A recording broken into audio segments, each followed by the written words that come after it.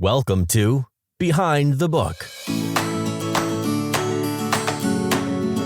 It's time now for Behind the Book, hosted by Tess Thompson and Karen McQuestion, two authors with a passion for books, no filters, and limitless curiosity.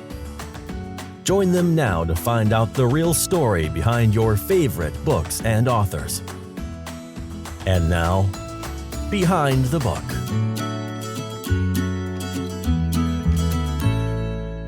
Welcome to another episode of Behind the Book. I'm here with my co-host Karen, and today we thought we would answer some questions we've had about how to start a podcast, what our experience has been for those of you who are thinking about doing it yourself. We'll just share what's worked for us and what hasn't, and hopefully you guys can figure out the rest on your own. Welcome, Karen. How is everything?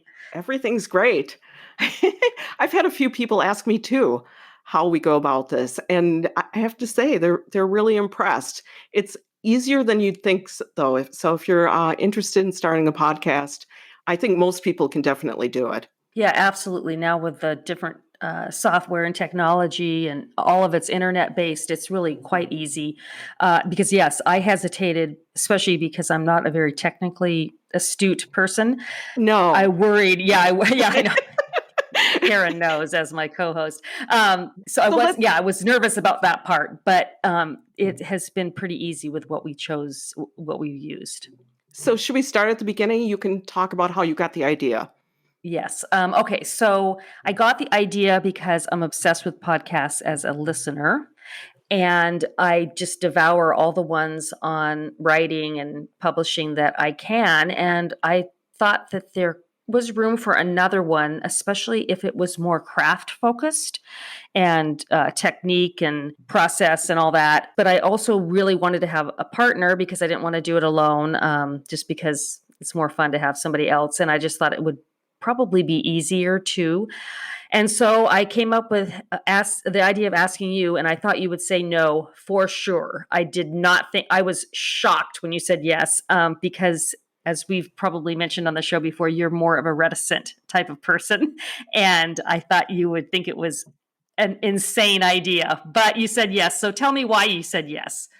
Well, it's definitely out of my comfort zone, and I think you know that. But I loved the idea of interviewing other authors because that's right up my alley. I love hearing about their creative process and their marketing techniques and their lives and their inspirations. So I thought that would be really fun. And you and I had connected really well. We met in person a couple of years ago and have kept in touch ever since. And I thought, well, that was another positive. And I actually thought there would be a lot less to it than it turned out to be. I mean, it's not a ton of work, but I thought I'd have to just show up. So I was like, okay, I'll give it a try. This is like ignorance is bliss. Yes, that's true. Although it brings up a good point and advice that I think we would definitely tell people, and you can add on or disagree as you see fit. But I think choosing the right team is important because you and I are very different and we have different skill sets, and that has worked to our advantage. And it's sort of like in a marriage where after a certain amount of time, you kind of divide up the chores just by who's better at something or who doesn't mind doing it or whatever. And so that's kind of how it's worked for us. I was just talking to Greg, my husband Greg, about this. I said, Tess is a big picture kind of person, and I'm a details kind of person. So between the two of us, we seem to work it out. And I think it also helps because we communicate well, where I will say to you, I'm really in the weeds. Could you do whatever? If it's something I normally do, but just this time around, would you take care of it? There's a lot of back and forth between us, and it seems to work out. Yeah. Oh, and we should definitely mention that without Marianne, who is my assistant, who's done a ton of stuff for us as far as scheduling and reaching out to guests, we couldn't do it without her, and we couldn't do it without our producer, Craig, you hear his voice at the beginning of the episodes. And we would highly recommend that you get a producer / editor, somebody who can really put it together and make it sound professional. I think that just makes a huge difference when you're trying to do it the right way and build an audience over time. And I think doing it the right way sounds like an obvious thing to do. But I think some people think, well, I don't want to invest a lot of money right off the bat. I didn't see it as investing a lot of money. I just felt like this is a side project, and the benefits came from us getting our views out in the world, getting to talk to other authors. It was a creative outlet for me. So that's definitely something that you have to keep in mind. There is some expense. Whether or not you're willing to spend the money is up to you. It's not a huge amount, but if it were between starting a podcast, if you're a newer author, if it's between starting a podcast or spending that money on advertising, I would choose advertising. But you and I were in a position in our careers where we've been doing this for a while and things have gone well. So it wasn't like it was going to send us, as my mom would say, to the poorhouse. That's so, I right. mean, you have to kind of consider all of those things. But I think definitely for me, and I was listening to Becca Syme talk about strengths on one of the other podcasts that I listened to. And I think it was on there, but she was talking about how certain types of people really like to have a couple things going on creatively. Mhm. And I have found that to be true for me. Like this is like something, it's so different than writing. And it just gives me a little bit of excitement in my life that I wouldn't otherwise have. And I want to mention also, you mentioned Marianne Schaefer, who is your assistant, but she's also been really critically helpful to the show. She handles all the scheduling and coordinating. That is no small thing because you're trying to align your schedule with my schedule and then the schedule of the guest. And sometimes we're in 3 different time zones. Right. So it's really nice to have someone like that who, Marianne, is also detail oriented, and she just excels at getting us in line and keeping everything running smoothly. Absolutely. Yeah. And she's been with me for 7 years. So she's used to what a hot mess I am all the time. So, she was like, oh yeah, this is nothing. I do this every day. She does seem to roll with it. I've been very impressed. Well, I think we should mention like what equipment we had to buy if you don't already have it. We each have a microphone separate from the microphone in our computers, and headphones as well. Yeah. And it's funny because my husband and I have been watching reruns of Frasier, which was one of my favorites back in the day. And I cannot believe actually how great that show is. It holds up. But you know how he's always doing his radio show and he has the big microphone and the big headset?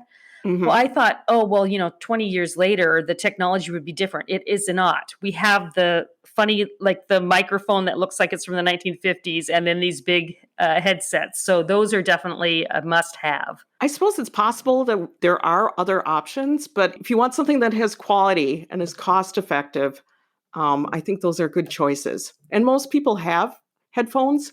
So if you already have something like that you can just probably use what you have.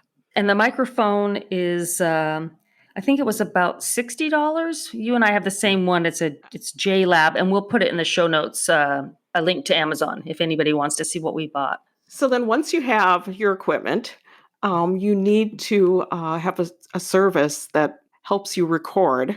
And you were the one who did all the legwork, researching the different various ways you could do it. So tell us how you came about that. Well, I don't remember exactly how I figured it out, but I'm sure I just Googled it.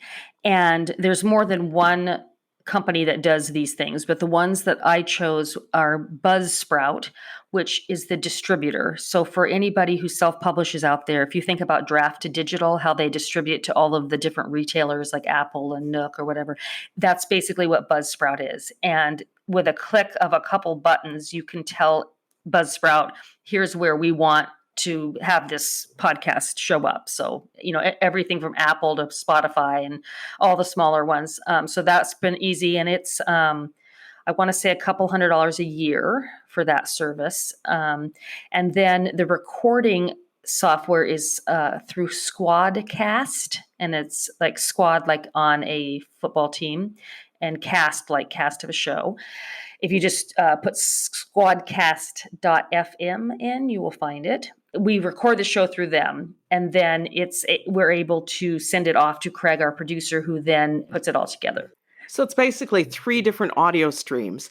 So if I clear my throat or cough while the guest is talking, Craig can edit out my coughing so that it makes the whole thing seamless, which really helps. And if there's a pause, a long pause while someone's trying to think of an answer to a question, he can edit that out as well.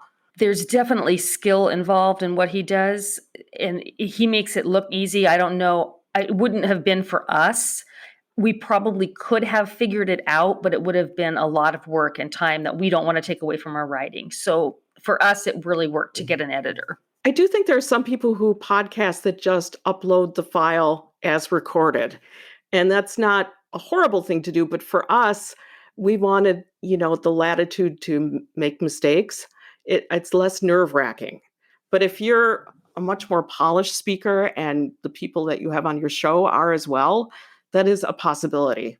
Yeah. Oh, absolutely. Yeah. And just also depending on the format you want, we chose to do the long format interview because I'm a fan of, I like these long interviews where, it's like Howard Stern really kind of started it, but where the guest can really get into the nitty gritty of their craft and their process and their journey, and not a 15-minute, hey, stop by and, tell us about your new book. So that was also something we talked through, but you wouldn't necessarily have to do it that way. There's plenty of podcasts that do like 22 minutes, and there's all kinds of school of thought of, you want it as long as somebody's commute, and that is the average of that is 22 minutes. And, so there's all these things, but we decided we wanted to do long form, and I'm glad we did. But generally ours are less than an hour, which I tend to think that's a good length because there's something about that exceeding an hour where you're like, oh, I don't know if I have time for that. And yet if it's 58 minutes, you're like, oh, I've got that. I can do that, Yeah. So yeah. I think there's a couple things that are really important to keep in mind if you decide to do a podcast. One is stay on track with whatever your niche is. For instance, we interview authors and other publishing professionals. So that's something we try to stay consistent with. And we try not to talk too much in the beginning, but we do like to chat a little bit, kind of to give people an idea of who we are and what we're about. And I also think it's important to let the guest pivot. So if they want to talk about something different than we had in mind, we have questions prepared ahead of time, but we don't stick to them necessarily if that's not the direction the guest wants to go in. Yeah. And that's another reason why having an editor is nice, because if the transition is a little awkward, he can massage that and make it sound like we followed up with that question right away when maybe we actually had to think about it. So yeah, all those kind of things. And we really wanted it to be conversational, but at the same time have some structure to it. I think having the structure, for me, it's less nerve-wracking. It's sort of like I've got this, a reference, and I don't have to use it, but I can. So I appreciate having that. Someone else might want to just totally wing it, and they have my admiration, but that's not me. Yeah. Well, and we also were worried, and you can talk about this a little bit too, because I think this was something that surprised you. We didn't want authors who oftentimes are introverts to feel nervous about what we were going to ask them. So we have Mary Ann send them the questions before we do the interview. And some have appreciated that. Some don't read them at all and they're off the cuff, and that's fine too. But we just wanted to give people the opportunity to sort of prepare if they felt that was necessary.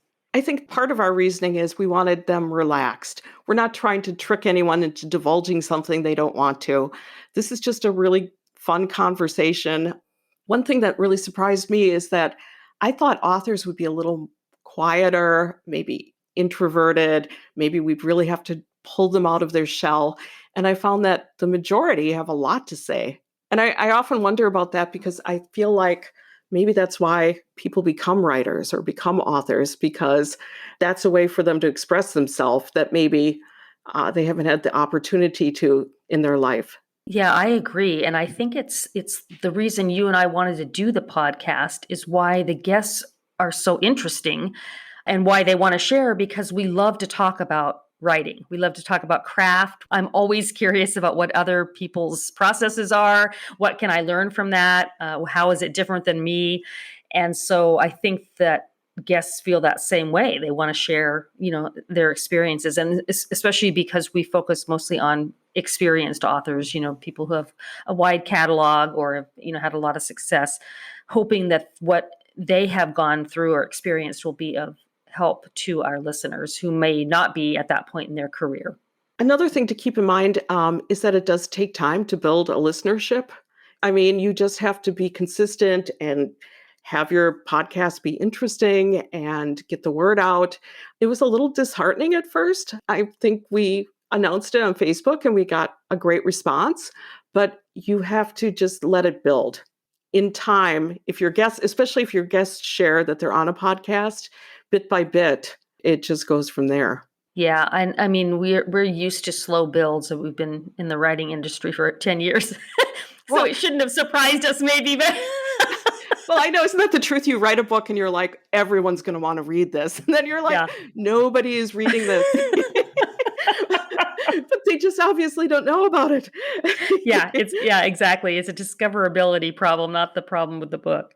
One thing I would really love is to get more feedback on the podcast. I'm always surprised when like someone I know personally is like, oh, I listen to your podcast and I love it. I'm like, well, leave a comment on whatever your distributor is, Apple or Spotify, or do you know what I mean? Or tell your Mhm. friends, because Yeah. it's different than with a book where you get your reviews or you can look at the rankings. And this is sometimes it just seems like it's out there and we see how many times it's downloaded, but it is kind of fun to get actual feedback. Yeah, absolutely. Yeah. And if you are enjoying it and you have writer friends or reader friends, definitely we would love it if people started to recommend it, because it's like books in that it's a word of mouth type of thing. Well, that's all I know about podcasts. How about you, Tess? Well, we were really chuckling because at NINC, and I think we've talked about what that is. It's a writers' conference, and we were asked to do a roundtable about our podcast, and if others were there that wanted to start a podcast, and could we give them advice? And I said, well, I don't think we're really qualified. I mean, we don't really know what we're doing, do we? And Karen was like, well, we know more than other people, I guess. And we definitely have learned as we've gone along, don't you think? I feel like we're getting better at being interviewers. And Oh, absolutely. I've learned how to do audiograms, which for those who don't know, it's almost everyone's seen it almost nearly on news shows or whatever. It'll be a static image and across the bottom will be the squiggly line that denotes the audio portion. Buzzsprout, which is our distributor, has an option for doing that anyone could figure out in like 2 minutes. But I'm still very proud of the fact that I figured it out. So I put up little audiograms, they're about a minute long, and put them up on YouTube as another way of getting the word out about the podcast. And then our podcast also has a Facebook page where people can leave comments, or if they want to offer suggestions as to future guests, we'd love to hear from you in that regard as well. And if anybody has contacts with either Stephen King or Nora Roberts, let us know, because we'd like to have them on the show. I know, and I'm sure they'd love to be on the show. They just don't know how to reach us. I'm sure that's it. Steve, Nora, where are you? Call. Oh, and Hallmark too. We're willing to talk to you guys. Yeah. So I think we just kind of wanted to do a brief, kind of quick little bonus episode about, since we have had quite a few questions about it. That's pretty much it. That's, like you said, it's about all we know. Thanks for listening. Thanks, guys, and we appreciate all your those of you who have reached out and messaged us. We appreciate that there are listeners out there, and we hope that you will tell your friends. Thank you for listening to Behind the Book, brought to you by authors Tess Thompson and Karen McQuestion. Don't forget to subscribe to the podcast and post a question in the comments section. This has been Behind the Book.